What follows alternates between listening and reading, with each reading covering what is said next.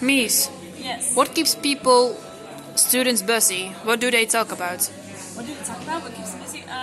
If I talk to students, Portuguese students in class, they were talking mostly about like the next event, like the next party they were going to, or they were going to visit family, or they would go on vacation. They didn't, like, as far as I know, I didn't really have a lot of very deep conversations.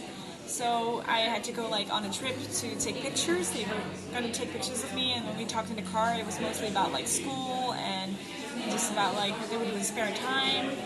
But yeah, I think in my class there were mostly a lot of international students. Therefore, I could speak about anything, about expositions, like exhibitions that would come next, or about a cool movie that was going to play. And I think most people wanted to really get as much as they could out of their Erasmus experience. So, yeah. But I have to talk mostly, I think, about the students there in Portugal. Yeah, they were more busy with their projects, and they were just making jokes and stuff. What? Speak louder. Oh, speak louder? I'm sorry.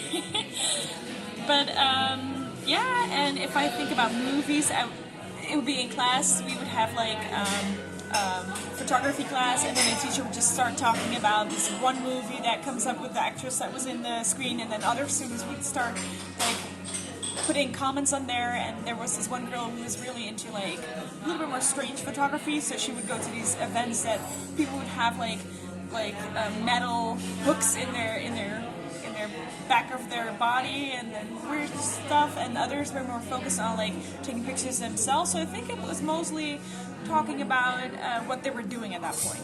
And what kind of music do they listen? What kind of music? Well, we were asking, me and Pim, for what kind of, like, what cool parties there were going on, and they had some live music bars, they had some just, like, places to go out for, like, the big clubs. But I think most students, because they were more individually liking music, like, not really the hit list, they would really go to these cool places and bars, which were not really known. So there really was a culture, I could say, that... you have tourists that come to a place and go out, and you had like the locals that would go anywhere. Like you, as a tourist, would not know these places. Yeah. And what do they do in their spare time?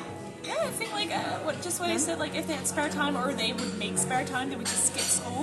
They would go for like a week 2 vacation. They would go to out of Portugal though. Like out of Portugal, I had a girl that went to Brazil lately, and there was another girl who I think went to France, just with friends, and yeah, they just go out, hang out, and mostly do weekend trips. And yeah, sometimes I didn't think they had school either, but I think they had the same experiences I have, maybe. But, And did the Portuguese students teach you how to use the Portuguese language? Well, not that much. I would say like I learned a few languages like obrigada, de nada, ciao, olá, bom dia, boa tarde. That's about it. That's like normal. But if it comes to language itself, which is another point I have to explain to you, it's more about the English language. I think I've like improved somehow. Like I already knew how to learn. I already knew how to talk English, but I think it's just like come to a ritual, because you would actually think in English, you would write notes in English, half Dutch, because I still have Dutch people I've spoken to. But I think for me the most improvement was in writing, because normally I speak, but I don't write a lot of English, because in school we didn't have a lot of international projects which you have to do in English. So I think for me the most improvement was when I had to actually type or make a summary about something. And yeah, I think that, so like for me where I learned it from was from watching a lot of movies in English, because I had a lot of English roommates, or well, not foreign roommates, speaking English to my classmates, having to make myself clear to others that only speak Portuguese, which is pretty hard. Yeah, I think that's it. What do you want to share as last thing about your total experience in Portugal, in Lisbon? That's the last point, but I will get there. My total experience, I would say it was very tough for me. I've had like very like 50-50. I'm just gonna speak like this because I think you're not gonna hear me. That's really close. But my total experience, I would say, was like hard because I will speak louder.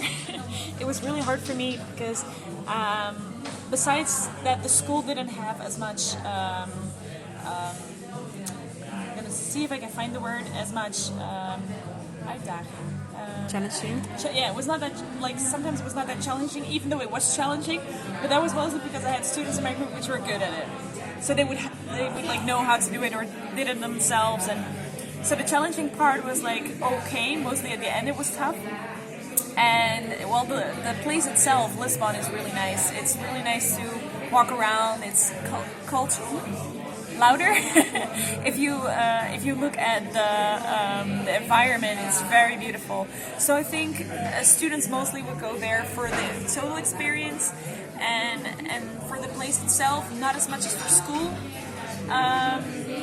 Yeah, so I would say I would recommend it because I learned a lot about myself. But for me, it was the most emotional period of my most emotional period of my life. I think for half a year because I also had a boyfriend which was far away, and it's just yeah.